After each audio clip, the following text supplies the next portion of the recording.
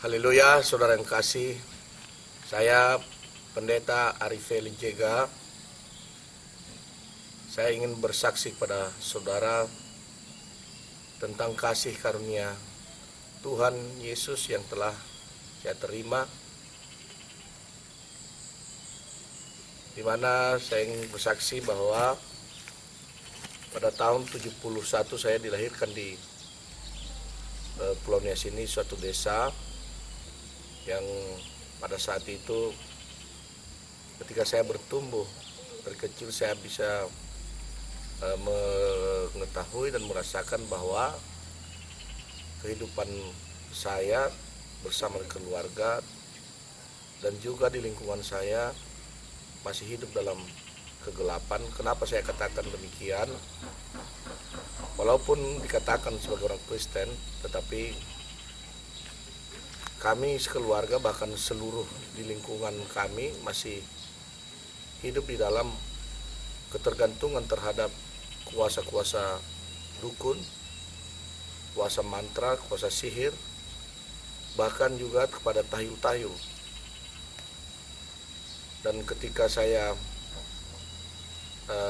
masih kecil, itu saya anggap hal yang sangat penting dan harus dipercayai, dan bukan suatu hal yang bisa dikatakan tidak benar. Sehingga kami juga diajarkan untuk harus menghafal mantra-mantra, dan setiap ada persoalan, sakit penyakit atau apapun, selalu kita berhubungan dengan kuasa kegelapan itu. Dalam pertumbuhan itu, saudara kasih, saya merasakan bahwa saya hidup bertumbuh dewasa tidak benar, diseret dalam kehidupan yang penuh dengan kekerasan, kejahatan. Saya hidup dalam pergaulan yang bebas, free sex. Demikian juga saya diseret dalam konsumsi narkoba, bahkan dikatakan bisa sebagai pecandu narkoba dan juga minuman keras atau alkohol. Dalam kehidupan seperti itu, saya sering diseret dalam kehidupan yang penuh dengan kekerasan, perkelahian,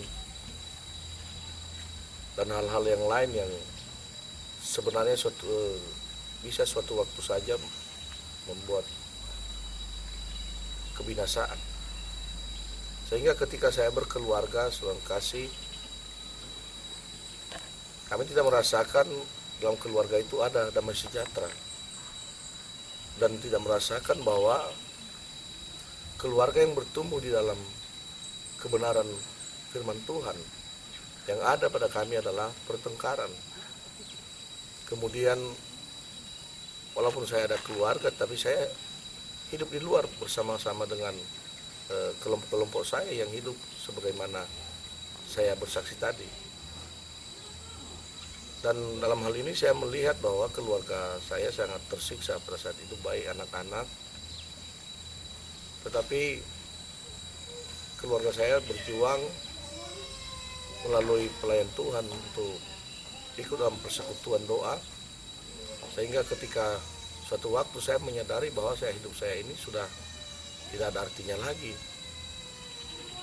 Saya tidak memiliki damai sejahtera dimanapun saya berada, sehingga saya merasakan kehampaan yang luar biasa.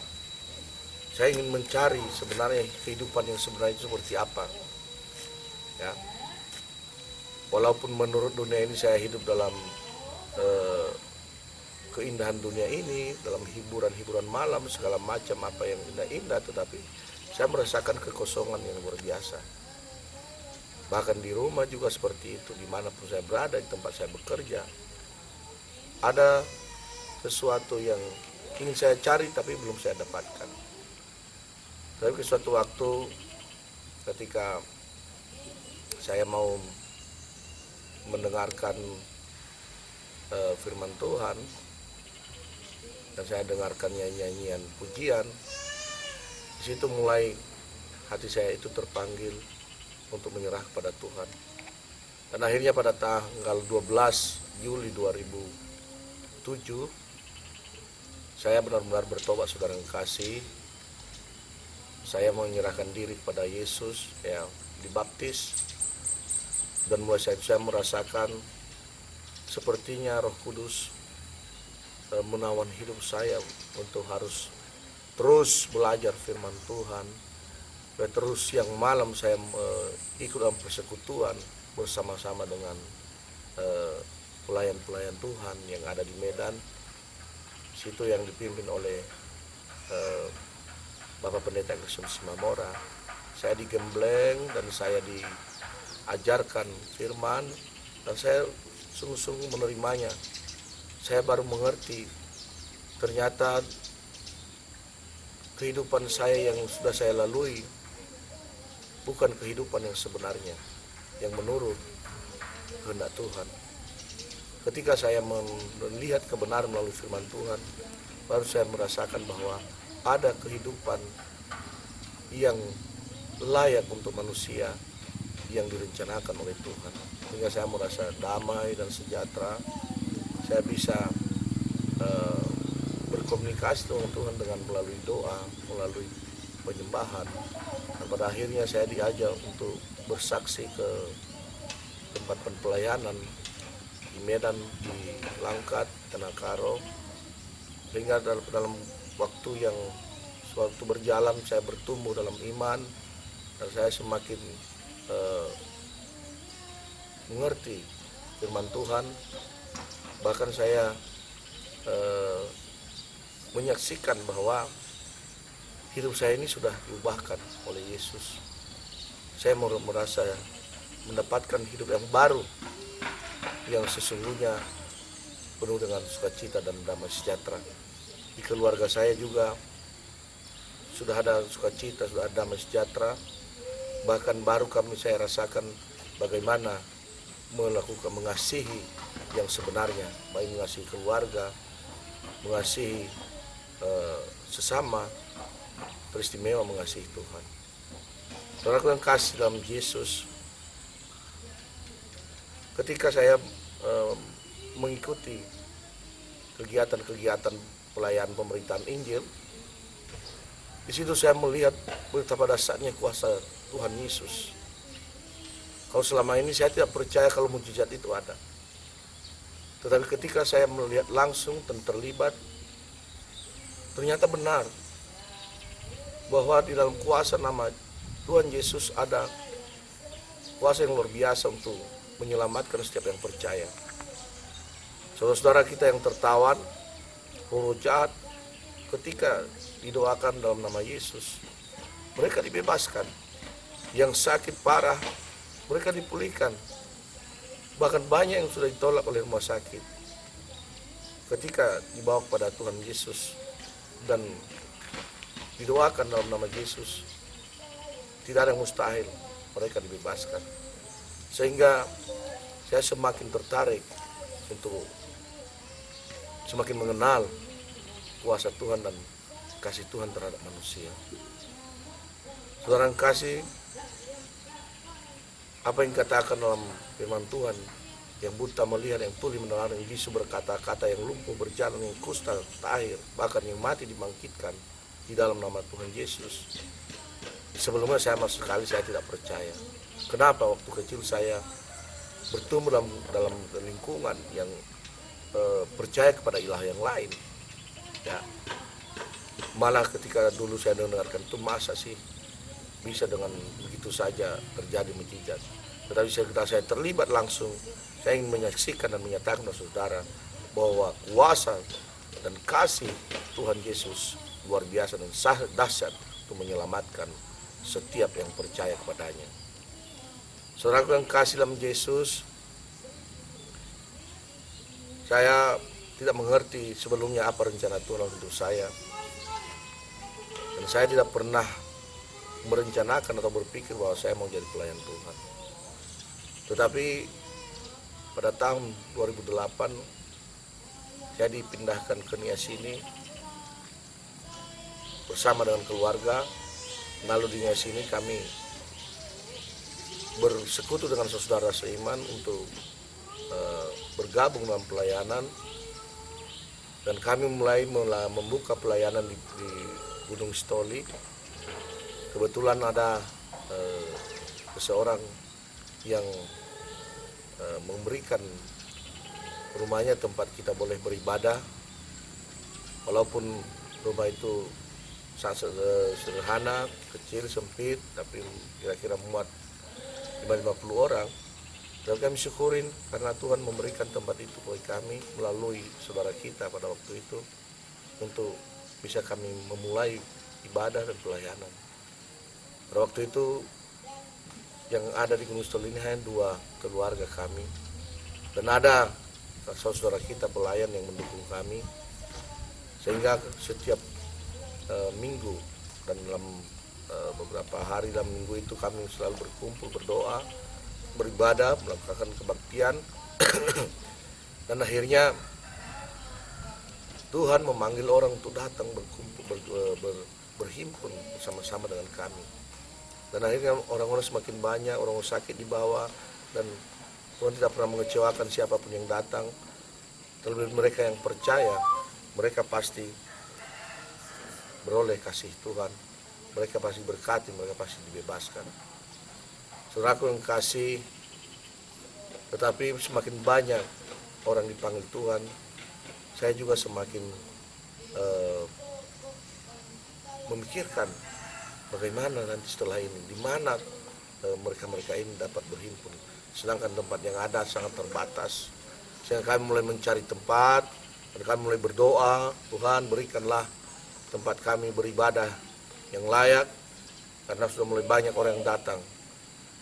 Dalam beberapa saat kami tidak mendapatkan tempat, walaupun ada tapi kami tidak sanggup untuk membelinya karena harga yang sangat mahal, sedangkan kemampuan kami sangat terbatas. Dan saudara yang kasih, suatu waktu ada juga pelayan Tuhan yang mengatakan kepada saya bahwa di tempat di desa ini, desa Helinaa ini, ada kebun mereka dan bisa dibeli dengan kesepakatan harga yang terjangkau. Lalu kami sama-sama melihat tempat ini yang dulunya ini masih hutan, belum ada satupun bangunan tempat ini, penuh dengan hutan-hutan kayu. Lalu semua kami berdoa kepada Tuhan, apakah ini tempatnya Tuhan Yesus yang kau berikan pada kami. Dan setelah ada petunjuk bahwa inilah tempatnya, lalu kami membicarakan tentang bagaimana supaya bisa mendapatkan tempat ini. Saudaraku yang kasih, pada waktu itu kami berpikir bahwa ini harus kita bertindak. Namun di satu sisi yang lain tentu membutuhkan biaya dan anggaran, baik pembelian tanah maupun pembangunan gereja. Kami mencoba berpikir seorang kasih kepada siapa kita mengulurkan tangan minta tolong, tetapi bagi kami hanya berdoa kepada Tuhan. Tak ada yang mustahil bagimu, umatmu mau beribadah kepadamu, berikan jalan keluar yang terbaik, berikan berkat-Mu. Lalu saudara kasih, yang pertama Tuhan bekerja dalam hati kami, saya dan istri saya, bahwa apa yang ada sama kami harus berikan. Kami harus bertindak duluan. Sehingga dulu ada mobil saya dan ada juga mobil istri saya. Akhirnya kami sepakat untuk menjualnya, kedua mobil itu, dan kami hanya mempergunakan sepeda motor saja. Dan ketika kami kumpulkan uang itu masih kurang, kami harus menjual tanah kami yang ada di Medan, dan juga rumah yang ada di Medan kami jual. Semuanya kami berikan untuk Tuhan, kemuliaan Tuhan. Kami beli tanah ini, lalu mulai membangun gereja ini. Dan sama sekali kami tidak memberikan beban kepada jemaat, karena jemaat yang bergabung di sini bisa saya katakan bahwa jemaat yang tadinya kehidupan mereka sudah sangat hancur, sehingga kalau dari segi materi tidak bisa diharapkan. Tetapi Tuhan memberikan yang keluar, ya, sehingga bisa ada tanah ini yang belakang ini. Dan pada tahun 2010 gereja ini dibangun apa adanya, sesuai dengan kemampuan, sesuai dengan berkat yang diberikan Tuhan pada kita. Lalu mulai pelan-pelan membangun belakang ini supaya ada tempat tinggal, baik juga kami, keluarga, dan juga anak-anak yang kita tampung di tempat ini. Saudara yang kasih, itulah kesaksian kami tentang pelayanan ini, bagaimana Tuhan memanggil kami untuk ikut dalam pelayanan memberitakan Injil. Dan setelah berdiri gereja ini, kami bersama dengan pelayan-pelayan pergi kami memberitakan Injil ke desa-desa, ke pelosok-pelosok. Dan ternyata seorang kasih, ya, di Nias ini seperti kesaksian saya tadi bahwa masih dikuasai oleh kegelapan. Seperti kehidupan saya dulu waktu saya dilahirkan di lingkungan yang masih tergantung kepada kuasa-kuasa kegelapan, tahyul. Demikian juga masih banyak di pelosok atau desa-desa Pulau Nias ini. Tapi puji Tuhan, seorang kasih, ketika kita memberitakan Injil, banyak orang yang percaya kepada Yesus, dan banyak mereka yang menerima mukjizat, sehingga mereka meninggalkan semua kepercayaan mereka yang lama, kepercayaan kepada malaikat nenek moyang, kepercayaan kepada jimat, kepercayaan kepada mantra-mantra, pada dukun-dukun. Mereka meninggalkan semua itu dan mereka menerima Yesus sebagai juru selamat bagi mereka. Dan saudara kasih, puji Tuhan, secara otomatis juga Roh Kudus bekerja dalam kehidupan saudara kita, sehingga merubahkan kepribadian mereka yang tadinya penuh dengan kekerasan, penuh dengan dendam, kebencian, ya, iri hati, dan kemabukan. Kemudian juga setelah mempergunakan racun-racun untuk membalaskan dendam, meracunin sesama, kemudian juga memelihara begu yang dikatakan di sini soma, yang dipakai untuk menjaga rumahnya, untuk menjaga melawan musuh-musuhnya. Ketika mereka telah menerima Injil dan mereka telah menerima Yesus Kristus, mereka meninggalkan semuanya. Sehingga saudara kasih, kalau tadinya hanya 2 keluarga kami mulai di Gunung Stoli ini, sekarang sudah ada kurang lebih 4.000 jiwa di Pulau Nias ini yang telah menerima Yesus Kristus melalui pelayanan yang diberikan Yesus ini pada kita. Saudaraku yang kasih dalam Yesus, dalam perjalanan kami memberitakan Yesus ini, sungguh juga kita terharu bahwa Pulau Nias ini sangat ketinggalan dalam hal pembangunan, yang ketinggalan. Dan apabila kita lihat juga dalam kebenaran firman Tuhan, kenapa terjadi hal seperti itu? Karena masyarakat Nias sebelumnya ini sungguh walaupun Kristen tapi masih percaya kepada kuasa ilah yang lain. Dan ini menurut firman Tuhan ini menimbulkan kecemburuan Tuhan, bahkan merupakan kekejian di hadapan Tuhan. Sehingga bisa kita katakan yang terjadi adalah kutuk murka Allah yang menyebabkan penderitaan, kemiskinan, kebodohan. Tapi saudara kasih, mereka telah menerima Tuhan Yesus sebagai juru selamat mereka. Tetapi mereka membutuhkan pertolongan, membutuhkan kasih, mereka membutuhkan uluran tangan untuk membangkitkan, untuk memulihkan mereka dari yang terpurukkan selama ini.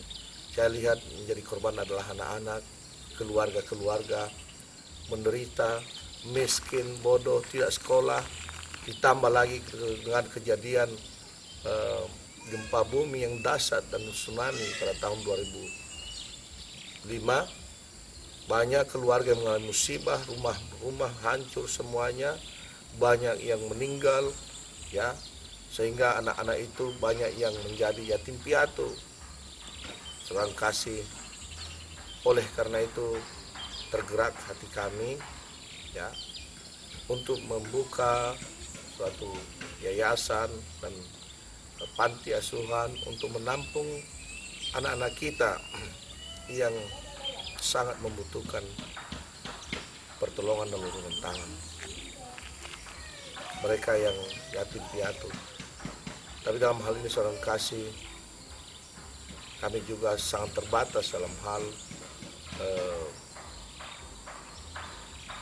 memenuhi segala keperluan dan kebutuhan ini.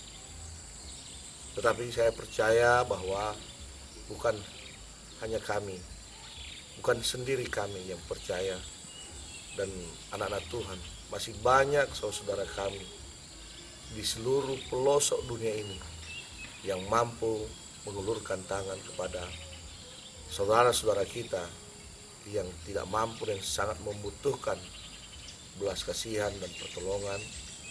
Baik juga anak-anak kita yatim piatu, mereka yang tidak bisa sekolah oleh karena tidak ada yang membantu dalam hal penganggaran. Dalam kesempatan ini seorang kasih mengajak kita semuanya untuk mengulurkan tangan, untuk membagi kasih, dan untuk menyalurkan berkat yang telah diberikan Tuhan kepada kita. Di sini sudah ada panti asuhan Haga Christ dan juga rehabilitasi. Dalam seorang kasih, pada saat ini tahap masih persiapan, kita mempersiapkan tempat yang ada di belakang ini, ya, dan ini masih belum siap dan membutuhkan biaya yang cukup banyak untuk mempersiapkan semuanya ini. Mengaku kasih, sudah ada sekitar 20 anak-anak yang ada di sini. Sebagian mereka ada yang sudah kerja, sebagian juga ada yang masih kita sekolahkan. Dengan segala keterbatasan kita, seturut dengan apa yang kehendaki Tuhan, membagi kasih, menyalurkan berkat, supaya saudara kita, anak-anak kita, mereka bisa merasakan betapa baiknya Tuhan dalam kehidupan mereka.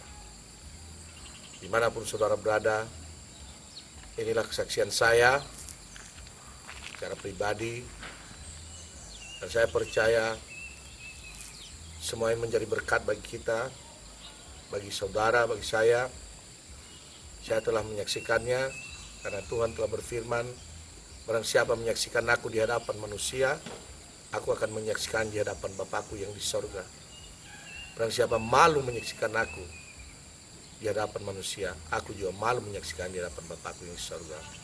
Tapi buat saudara, saya telah bersaksi, terimalah kesaksian saya ini menjadi untuk menambah iman saudara dan menambah percaya saudara, dan supaya tergugah hati saudara juga untuk bertindak, melakukan apa yang kehendaki Tuhan, dan untuk menyalurkan kasih, menyalurkan berkat kepada saudara kita yang membutuhkannya. Dan lewat kesaksian ini, kita percaya semua kita diberkati. Haleluya.